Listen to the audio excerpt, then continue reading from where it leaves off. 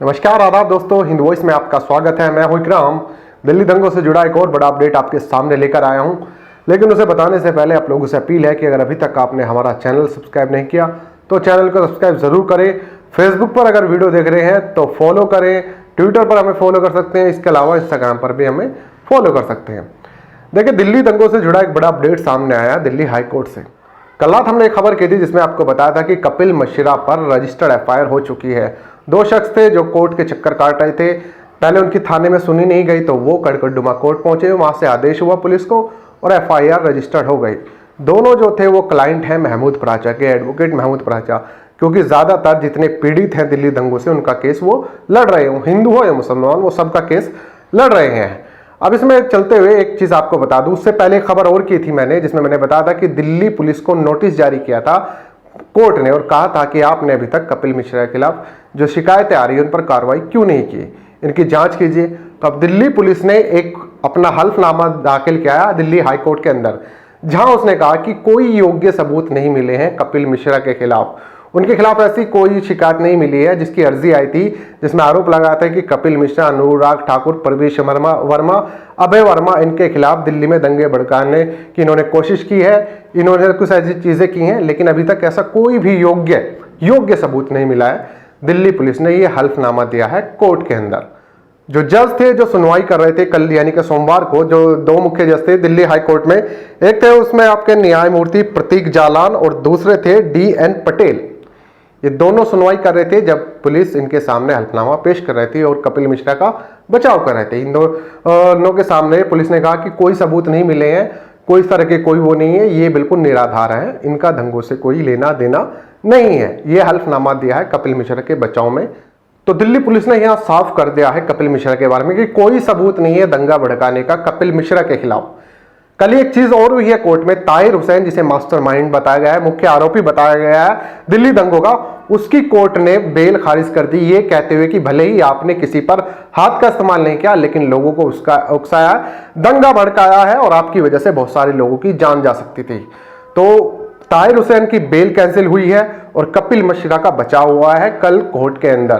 दोनों अलग अलग जगह का था, वैसे कोर्ट उसकी कहीं और पे बेल लगी हुई थी और इनका जो हल्फनामा दिया दिल्ली के हाई कोर्ट में, ये अलग जगह सुनवाई चल रही थी। तो दो चीजें हुई थी, कपिल मिश्रा का बचाव हुआ है और ताहिर हुसैन की बेल खारिज हुई है। इसके अलावा आपको मैं कुछ चीजें बता देता हूं। कपिल मिश्रा का जो योग्य सबूत नहीं मान रही है पुलिस, आपको पता है दिल्ली की दंगे की जब शुरुआत हुई 23 फरवरी, उस दिन भारत बंद का ऐलान हुआ था। तो जो जाफराबाद मेट्रो स्टेशन है उसके नीचे जो प्रदर्शनकारी थे CNRC के, जाफराबाद और सिलमपुर से लगता हुआ एरिया था, वो साइड में बैठे हुए थे।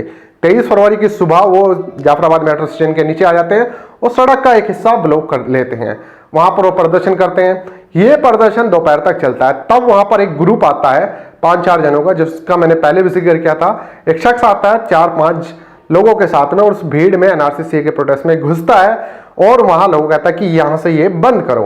पुलिस इसे वहां से ले जाती है, थोड़ा हंगामा हो जाता है। उसके बाद बाबरपुर मौजपुर चौक जो उसके ठीक पीछे है, यानी आगे मान सकते हैं अगर आप दिल्ली की तरफ से आ रहे हैं, दिल्ली सहारनपुर रोड की तरफ से आ रहे हैं, तो मौजपुर बाबरपुर का जो चौक है वहां पर कुछ और भीड़ इकट्ठी हो जाती है और उसके बीच की जो दूरी थी तकरीबन 500-600 मीटर, वो वहां पर तनाव की स्थिति पूरी पैदा हो जाती है। और उसके बाद वो भीड़ पुलिस के साथ थी और कह रहे थे कि पुलिस के साथ है, आप इनको हटाइए। मामला थोड़ा तूल पकड़ता है। तो कुछ देर बाद वहां पर आते हैं कपिल मिश्रा आते हैं और वहां पर जो बयान दे देते हैं वो बयान सुन लीजिए, जिसे पुलिस सबूत नहीं मान रही है, जिसका जिक्र कर चुके हैं मार्क जुकरबर्ग भी। आप जरा एक बार सुन लीजिए। जाफराबाद और चांदबाग खाली करवा लीजिए, ऐसी आपसे विनती कर रहे हैं। उसके बाद हमें रोड पे आना पड़ेगा, ठीक है। ट्रंप के जाने तक तो हम शांति से जा रहे हैं, लेकिन उसके बाद हम आपकी भी नहीं सुनेंगे अगर रास्ते खाली नहीं हुए तो, ठीक है। ISI के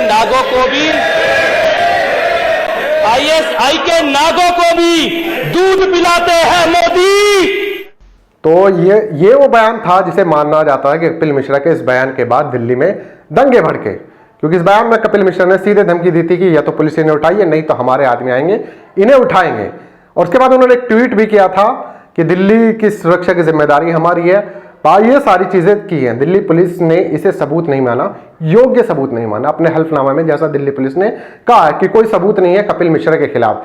जबकि इससे पहले अभी पिछले ही दिनों दिल्ली पुलिस ने चार्जशीट में एक शख्स का जिक्र किया था, नजमुल हसन, जिसमें उसने कहा था कि उसने कपिल मिश्रा के लोगों को चांदबाग में जो प्रोटेस्ट लग रहा था उसका जो टेंट था उसको जलाते हुए देखा था। एक गवाह का जिक्र आया था पिछले हफ्ते अपनी चार्जशीट में, दिल्ली पुलिस ने कहा था। वो भी सबूत नहीं है, अब ये भी सबूत नहीं है, तो फिर सबूत क्या है? तो ये सारे सवाल है।